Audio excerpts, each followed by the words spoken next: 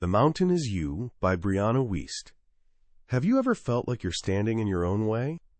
There's this invisible barrier between who you are right now and who you're dying to become. You know exactly what needs to happen. The goals are crystal clear. The plan is solid. You might even take those first exciting steps. But then something shifts. Suddenly you're scrolling instead of working, falling back into the same old patterns. And that barrier, it just keeps growing thicker. It's maddening, isn't it? Knowing you've got all this potential locked inside, but feeling like there's this secret saboteur living in your brain, actively working against everything you want. Here's a wild story about Carl Jung, one of psychology's greatest minds. When he was a kid, school was basically his nightmare. He felt like a misfit, and the pressure crushed him. Then one day, he got knocked down in the schoolyard and smacked his head on the ground. As he lay there, dazed, a thought flickered through his mind. Well, maybe I won't have to go back now. And then, young Carl started having these mysterious fainting spells. They were completely real. He'd actually lose consciousness. But years later, after becoming a brilliant psychoanalyst, he looked back and had this incredible realization. His subconscious had basically gone, "You need an escape route? I've got you." It created a genuine physical symptom to solve a problem his conscious mind couldn't face, getting him away from a place that made him miserable. What if your self-sabotage works the same way? What if your procrastination, your anxiety, your frustrating habits aren't signs that something's wrong with you? What if they're actually your inner self trying desperately to communicate something important? This mind-bending idea sits at the heart of Brianna Wiest's transformative book, The Mountain Is You. It's not just another self-help manual filled with quick fixes. It's essentially a decoder ring for your own mind. It shows you that your biggest obstacle isn't something you need to conquer through sheer willpower. It's something you need to understand. By the time we finish today, you'll understand this hidden language. You'll see that self-sabotage isn't a character flaw that needs fixing. It's actually a guide. And once you learn to follow it, it leads straight to your freedom, your power, and the person you've always had the potential to be. You'll discover that the most intimidating mountain you'll ever face is yourself. And here's the beautiful part. You've already got everything you need to make the climb. Let's dive into the most game-changing idea in this entire book. A truth so simple, yet so powerful, it can shift everything. Brianna Wiest puts it plainly. Nothing holds you back more than yourself. If there's this persistent gap between where you are and where you want to be, and every time you try to bridge it, you hit a wall of your own resistance, your own discomfort, your own bizarre patterns of self-destruction, that's self-sabotage doing its thing. But here's where we get it completely backwards. We assume self-sabotage means we hate ourselves, that we lack discipline or confidence. We beat ourselves up, wondering, why do I keep doing this? Brianna drops a revolutionary perspective.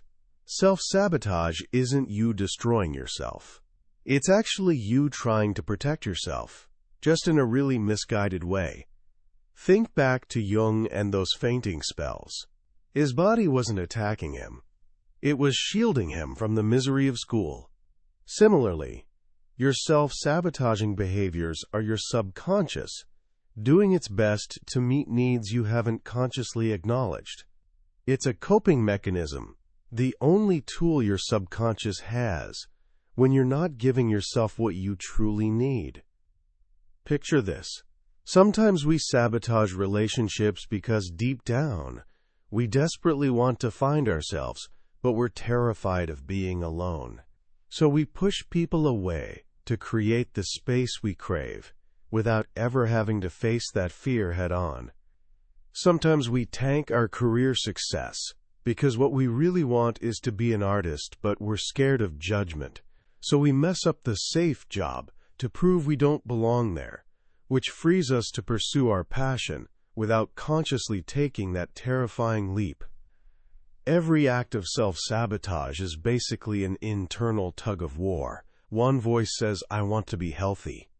Another whispers, but comfort food is the only way I know how to soothe this stress I'm refusing to acknowledge. One voice declares, I want love. The other murmurs, but chaos is what love looked like growing up, so I recreate it because chaos feels like home. This internal conflict, this friction between opposing needs, creates your mountain. Just like actual mountains form when tectonic plates collide with tremendous force, your personal mountain rises from the pressure of these conflicting parts of yourself. Your journey isn't about waging war with yourself. It's not about using willpower like a battering ram against your habits. That approach never works long term. The real journey is about becoming a peacemaker between these conflicting parts, learning to understand both sides and finding healthier ways to meet all your needs. So if self-sabotage is actually a message in code, how do we crack it? Brianna tells us the clues are hiding in plain sight in our emotional triggers. Our triggers, she explains, are guides to our freedom. We've been taught to see triggers as enemies. We're told to avoid them, to create bubbles where we'll never encounter them.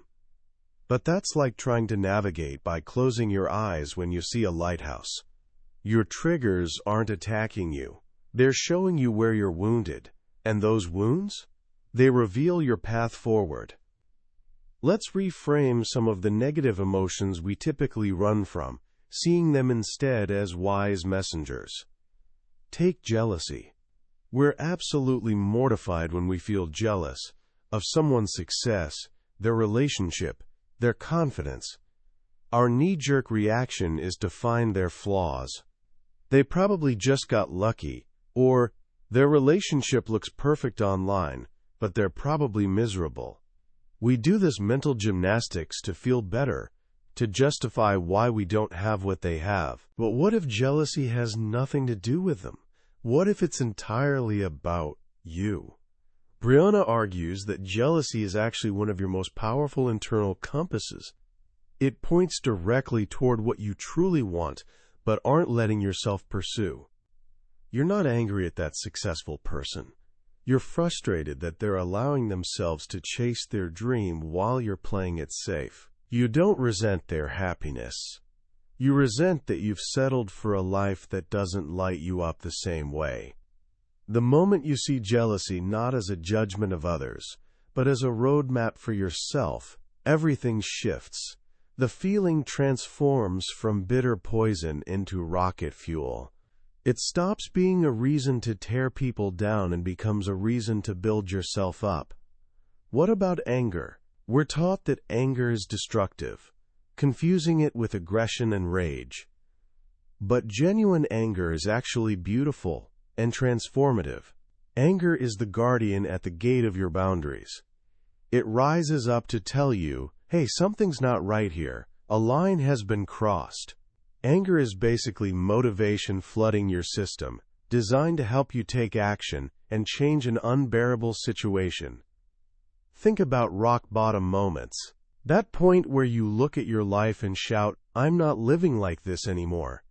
That feeling isn't sadness, it's anger. It's a sacred, powerful anger that finally gives you the energy to create real, lasting change. The problem isn't anger itself. It's when we don't channel that energy into changing our own lives, and instead we project it outward and take it out on others. Even regret has a hidden gift. We think regret is punishment for past mistakes, but it's not. Regret is actually a message from your future self, showing you what's absolutely essential to create in the life you still have ahead. Did you regret not traveling when you were younger? That's regret telling you that adventure is a core need, and you must weave it into your life now. Do you regret not being kinder to someone? That's regret revealing that compassion is one of your highest values, and you need to live by it going forward. Regret doesn't exist to torture you about what you didn't do. It exists to motivate you to live up to your own expectations, starting right now. These messengers, jealousy, anger, regret, fear, don't always speak clearly. They often show up as patterns of behavior, these strange habits that keep us stuck. One of the most common is perfectionism. We tell ourselves it's a strength. I just have high standards, we say. But perfectionism isn't about excellence. It's a shield. It's a clever way to avoid the risk of failure and the vulnerability of trying. If you tell yourself you can only start your book when you have the perfect idea, or you can only apply for that job when your resume is flawless, you've created the perfect excuse to never begin. The fear of not being good enough prevents you from doing the very work that would make you good enough. The solution isn't striving for perfection. It's giving yourself permission to be a beginner. Focus on progress, not perfection. Don't worry about writing a bestseller. Just write one page. Don't worry about building an empire. Just help one customer. The willingness to show up and do the work repeatedly, especially when it's messy, is the only path to mastery. Another sabotage pattern is what Brianna calls hitting your upper limit. This concept, borrowed from author Gay Hendricks, is fascinating. Each of us has an internal thermostat for how much happiness, success, and love feels comfortable. When life starts getting too good, when you get the promotion, fall in love, and feel amazing, you exceed that comfortable setting. And what happens? You unconsciously create a problem to bring yourself back down to the familiar temperature. Have you ever had a perfect day only to pick a ridiculous fight with someone you love that evening? Or reached a huge milestone at work only to immediately start worrying you'll get fired? That's your upper limit doing its thing. Your subconscious is basically saying, whoa, this much happiness is unfamiliar. Unfamiliar feels dangerous. Let's create some drama to get back to the stress level we know how to handle. The way past this isn't bracing for inevitable disaster. It's slowly, gently, acclimating yourself to your new reality. Allowing yourself to feel good. Consciously expanding your capacity for joy by telling yourself, this is my new normal. It's safe to be this happy. Then there's the saboteur called busyness. People who are constantly busy are often just running from themselves. Busyness is the ultimate distraction. It makes you feel important and gives you an excuse to avoid people and feelings that make you uncomfortable. But being busy isn't a virtue. It's a signal that you either don't know how to manage your time, or worse, that you're afraid of what you might discover in quiet moments if you ever allowed yourself to have them. This pattern shows up in countless other forms. Uprooting, where you constantly jump from city to city, job to job, relationship to relationship, always seeking a fresh start, so you never have to deal with the messy reality of putting down roots and solving problems. Or judging others, where you criticize people who have what you want. By telling yourself, rich people are corrupt, or famous people are miserable, you create a subconscious rule. If I get money or success, I'll become a bad person. And so you unconsciously sabotage any chance of achieving it. Understanding what we do is step one.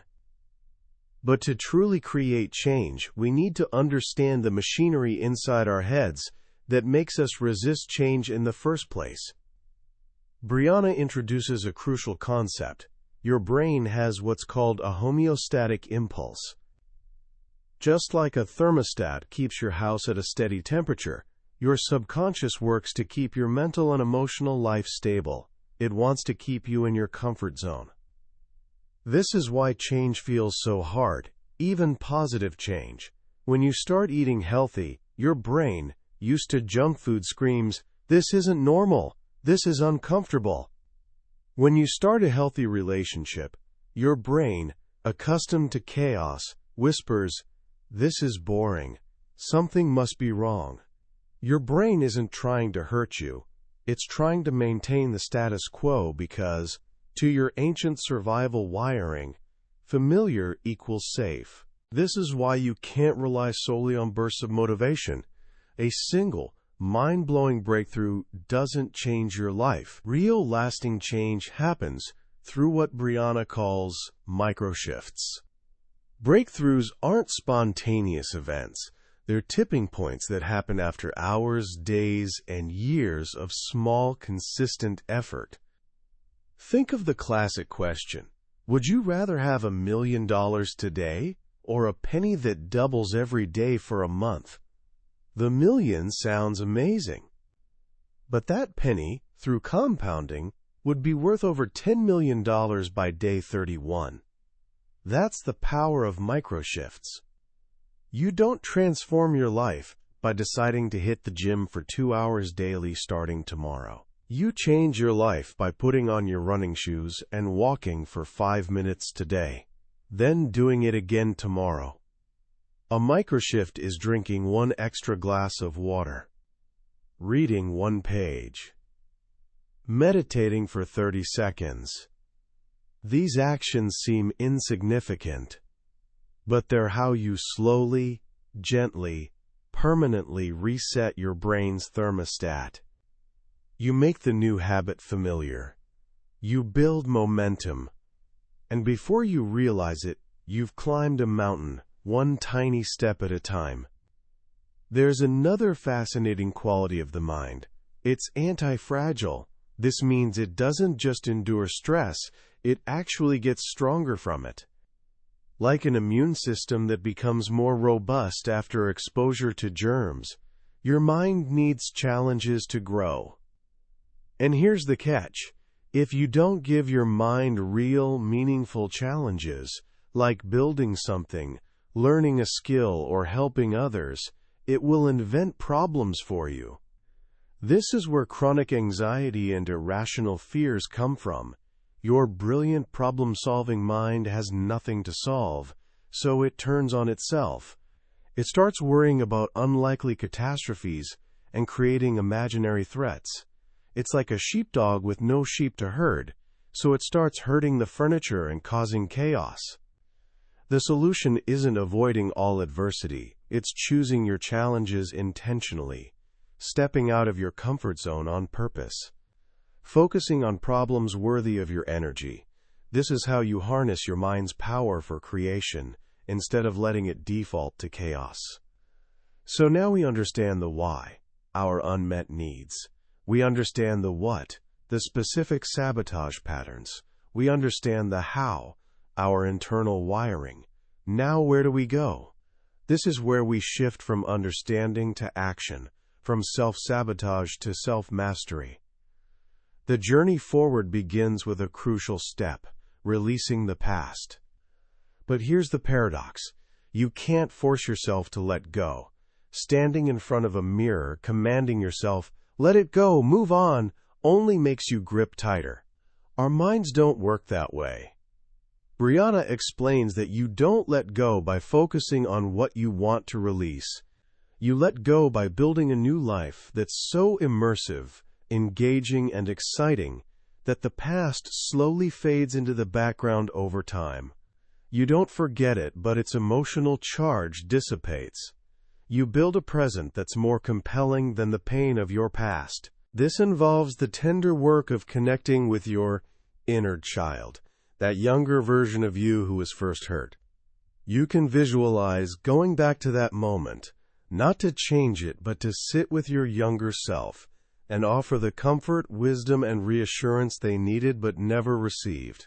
Tell them, "This feels like the end of the world, but I promise you, it's actually the beginning of your strength. Everything's going to be okay." By reparenting that wounded part of yourself, you free it from being stuck in the past, allowing it to integrate into the whole, healed person you're becoming. The second step toward mastery is building emotional intelligence.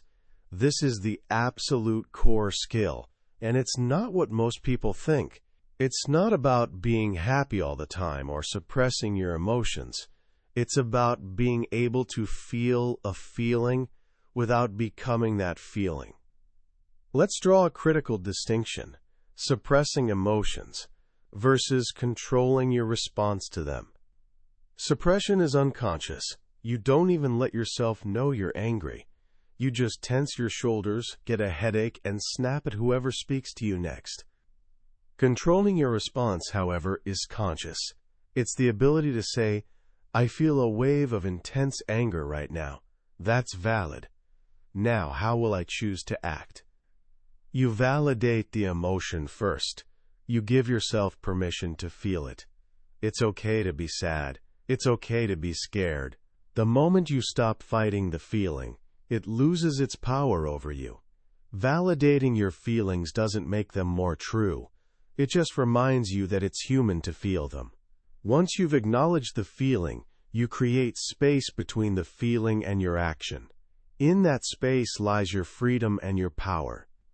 The final step is building a new future, and this happens with intention. It starts by connecting with your highest potential future self. This is the flip side of inner child work. You visualize the best possible version of you, 5 or 10 years from now. The you that's healed, wise, successful, and at peace. What do they look like? How do they carry themselves? What does their daily life look like? Then you ask one simple question every single day. What would the most powerful version of me do right now? How would they handle this email, respond to this challenge? Spend this evening, you let that future self become the CEO of your life, making the decisions. You start merging with that version of yourself by embodying their habits and mindset today. Next, you adopt your own principles. Brianna makes a brilliant point. Inspiration isn't enough.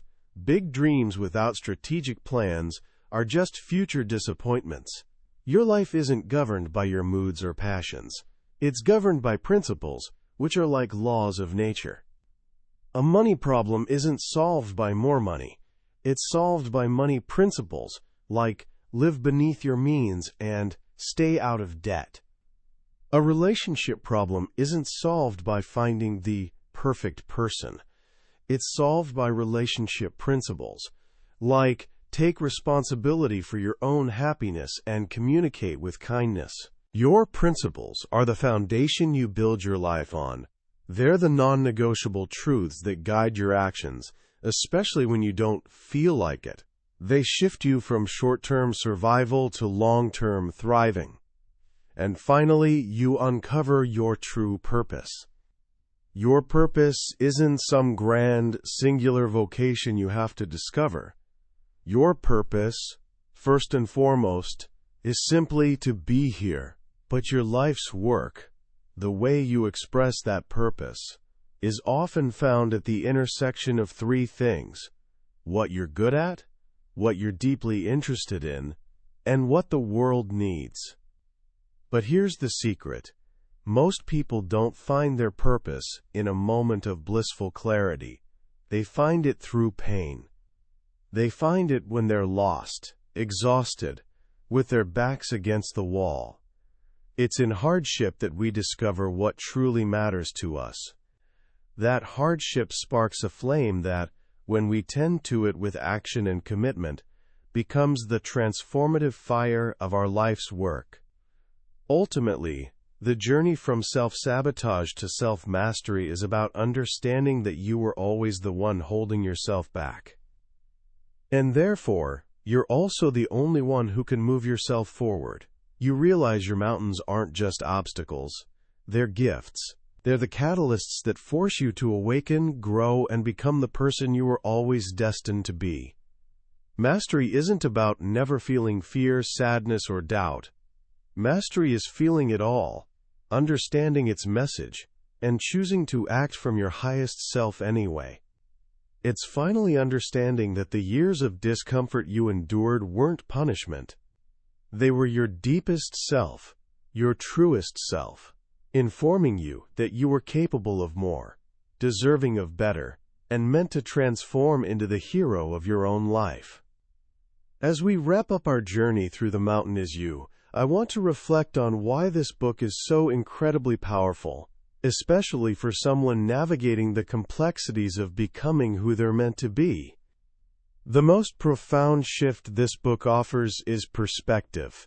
It takes the most painful and shameful parts of our experience, our self-sabotage, our deepest insecurities, and reframes them not as flaws to be ashamed of, but as messengers to be honored. It's a radical act of self-compassion, to stop seeing yourself as broken and needing fixing, and start seeing yourself as whole, just misinterpreting the signals from within. In a world constantly screaming at you from the outside, through social media, through others, expectations, this book brings you back home to yourself. It teaches you that the answers aren't out there. They're in here. The ability to listen to your own inner world, to understand the language of your emotions, is the ultimate superpower. It's the key to building a life that feels authentic, not just one that looks good from the outside. This journey from self-sabotage to self-mastery isn't about becoming a perfect, flawless person who never makes mistakes. It's about becoming someone who's no longer afraid of their own humanity. It's about building the mental and emotional strength to handle whatever life throws at you, knowing that every challenge is an opportunity to grow stronger, wiser, and more yourself. So how can you start applying this wisdom today? Here are 3 simple, practical actions.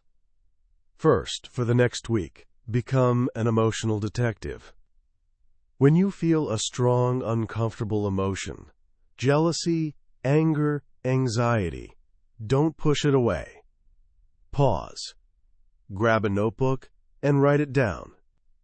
Then ask it a question. What are you trying to tell me that I need right now?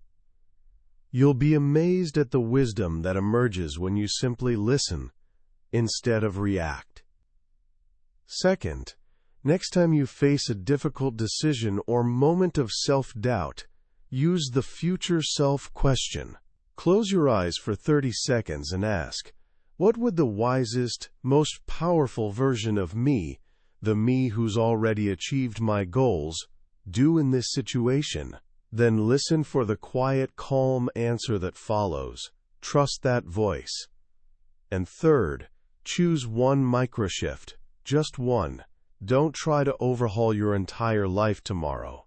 Pick the smallest possible action that moves you toward who you want to become. Maybe it's putting your phone away 30 minutes before bed tonight.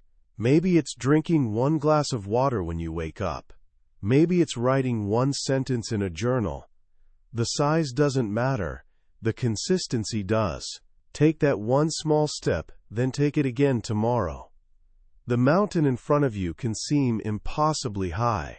But the truth is, the mountain isn't an obstacle on your path. The mountain is the path. The purpose of the journey isn't just reaching some distant summit. It's about who you become during the climb. You're not broken. You're becoming. And your journey is just beginning. That was a glimpse into the wisdom of The Mountain Is You by Brianna Wiest. We've walked the foothills together, but I truly believe a summary is like watching a trailer for an incredible movie. It can show you highlights, but it can't give you the feeling of being there. The real journey, the real transformation, happens when you sit down with the book yourself, when a certain phrase or story lands just right and unlocks something within you. This summary is a map, but the book is the territory. If anything we've talked about today has sparked something in you, I encourage you to explore that territory for yourself. The link to the book is in the description. Also, if this conversation was valuable to you, do me a small favor and hit that subscribe button. It's a simple click, but it tells me we're on the right track and ensures you won't miss our next exploration into another book that has the power to change your life. Let's keep climbing together.